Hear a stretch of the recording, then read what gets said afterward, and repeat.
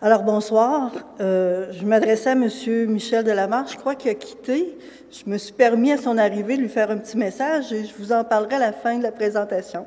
Alors, distingués invités et à vous tous, usagers partenaires, je me nomme Kathleen Grant. C'est un honneur pour moi d'être ici avec Mme Picard pour témoigner de mon expérience d'usager partenaire. Je remercie Mme Picard pour cette belle opportunité. Je remercie également Mme Jacqueline Légaré pour toute sa confiance exprimée. Merci. Mon témoignage a pour titre « Gratitude et souhait ». Je suis la curatrice de ma chère tante Simone, qui réside au CHSLD Le Faubourg depuis la fin décembre 2015. Simone est la petite sœur de mon cher papa qui est décédé. Il souffrait de sclérose latérale amyotrophique forme bulbaire. Cette terrible maladie est génétique dans ma famille, tout comme le trouble cognitif majeur de Simone. Et oui, c'est le même gène qui est visé. Donc, en novembre dernier, à la première rencontre de sensibilisation de ce projet de transformation au CHSLD Le Faubourg, nous avons été invités à laisser nos noms et coordonnées si nous souhaitions participer à la recherche du chercheur Philippe Voyer et à préciser si nous souhaitions participer à divers comités. Je me suis sentie interpellée et m'impliquer dans ce merveilleux projet m'est apparu comme un cadeau. J'avais la possibilité de participer dès le début à ce projet et à le mener à bien.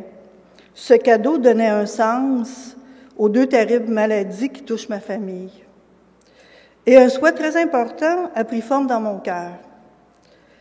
Quelques semaines plus tard, je recevais un appel du Bureau du partenariat avec l'usager de l'éthique. Nous avons discuté de mes intérêts et de mes disponibilités pour participer à divers comités. J'ai ressenti beaucoup de respect et une sincère volonté de créer un lien avec les usagers partenaires. Ma première expérience a donc été de participer au questionnaire de satisfaction lors d'une entrevue dirigée par un membre de l'équipe du chercheur Philippe Voyer.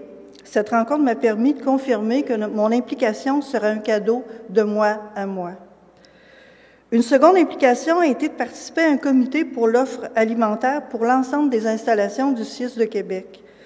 Je me sentais interpellée car ma chère tante souffre d'une dysphagie très importante, tout comme mon cher papa. La dysphagie se définit comme une difficulté à avaler les aliments. J'ai participé à une session de formation.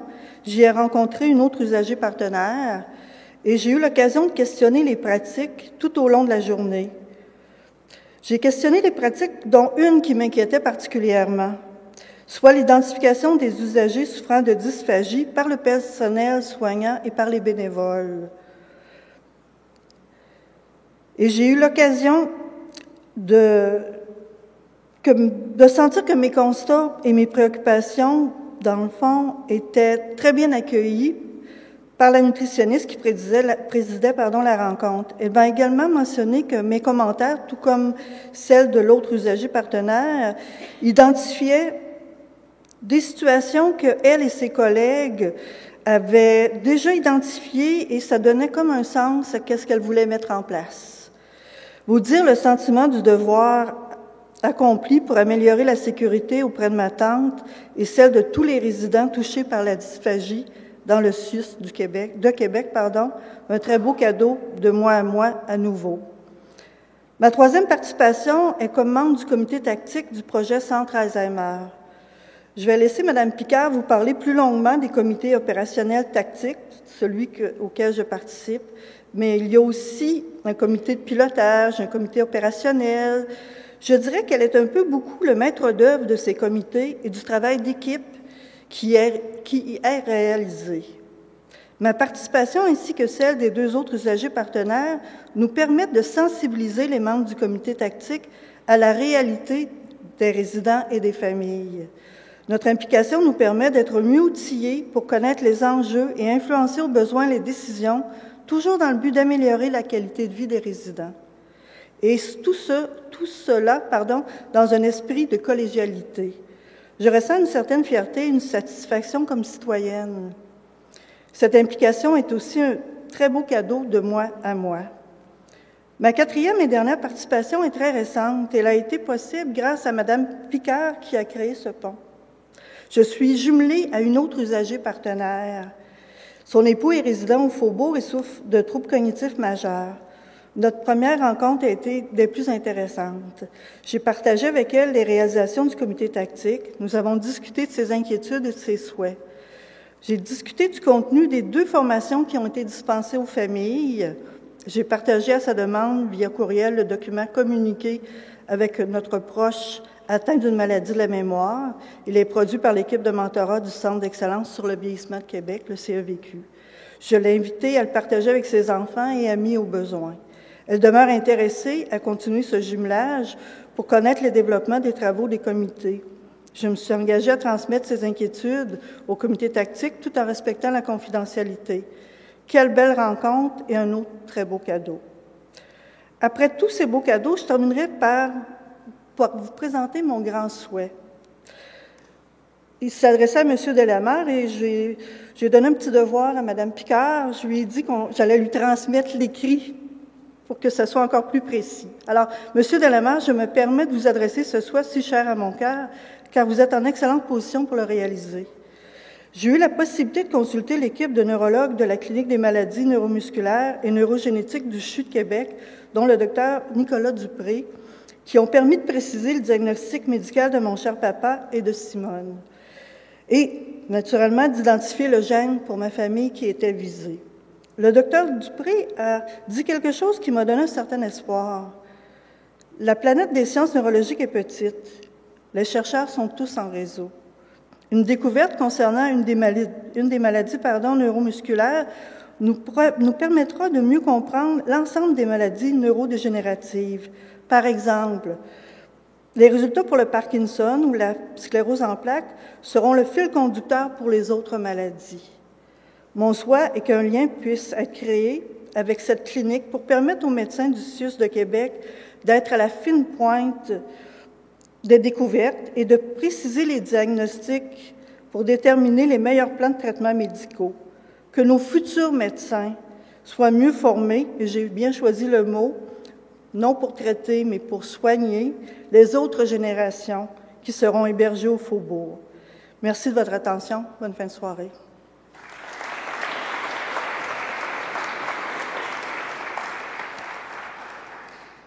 Bonsoir tout le monde.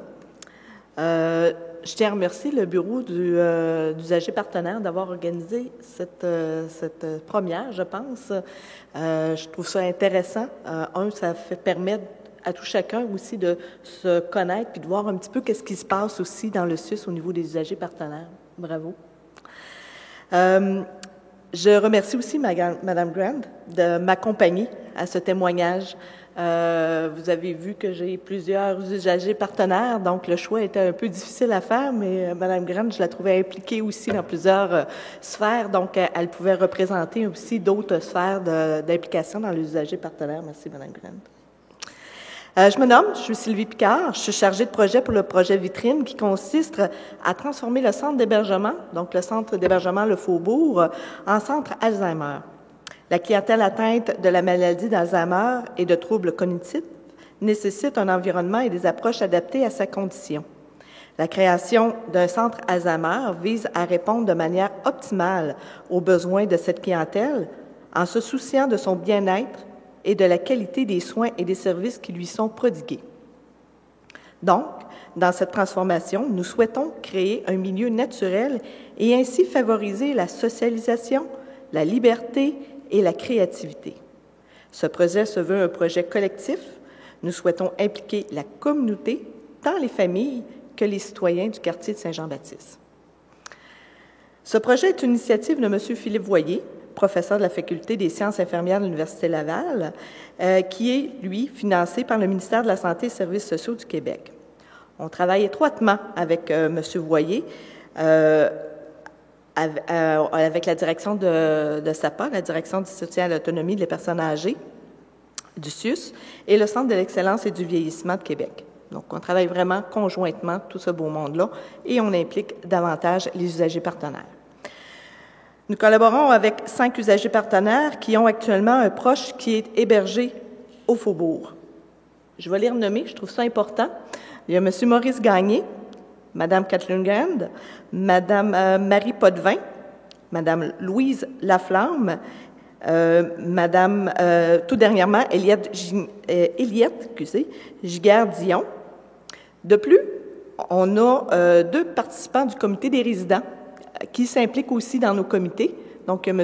Louis Dumoulin et Mme Denise Hamel qui est présente avec nous ce soir. Donc, c'est des membres du comité des résidents qui siègent chacun sur 2 comités différents.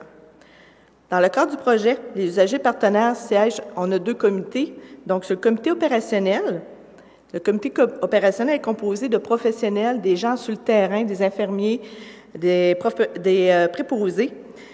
On se réunit aux 2 semaines pour essayer de voir comment on doit prioriser les activités pour répondre à notre objectif de transformation du centre Alzheimer. Il y a le comité tactique qui est composé de chefs de service de différents secteurs. Ceux-ci se réunissent 1 fois par mois afin de trouver des solutions pour favoriser l'implantation des activités que le comité opérationnel a fait mention. Les usagers partenaires nous apportent une grande richesse dans le développement de ce projet. Ils sont en mesure de partager leur vécu et le vécu de leurs proches. Très souvent, leurs interventions nous permettent d'orienter nos décisions ou solutions en tenant compte de leur point de vue. Ils nous aident à demeurer centrés sur les valeurs et les besoins essentiels. Ils sont les mieux placés pour définir les objectifs associés à la spécialisation des professionnels. Les usagers partenaires parlent pour l'ensemble des résidents. Le fait de les retrouver autour d'une même table que les intervenants ou les gestionnaires nous permet de voir les contraintes sous un autre angle et d'orienter nos réflexions différemment. Les usagers partenaires sont des personnes engagées et qui, dans mon contexte, à moi, dans le projet, voient au bien-être des personnes âgées. Ils croient au changement possible. Je suis certaine qu'il n'est pas toujours facile pour eux de suivre nos conversations en raison de nos termes et de nos acronymes. Certains diront qu'ils ralentissent le processus. Moi, je dis que le processus se définit différemment. C'est un travail d'équipe, ce travail de collaboration qui peut nous amener beaucoup plus loin. En terminant, je remercie les usagers partenaires pour toute leur richesse qu'ils apportent au comité et au développement de ce beau projet.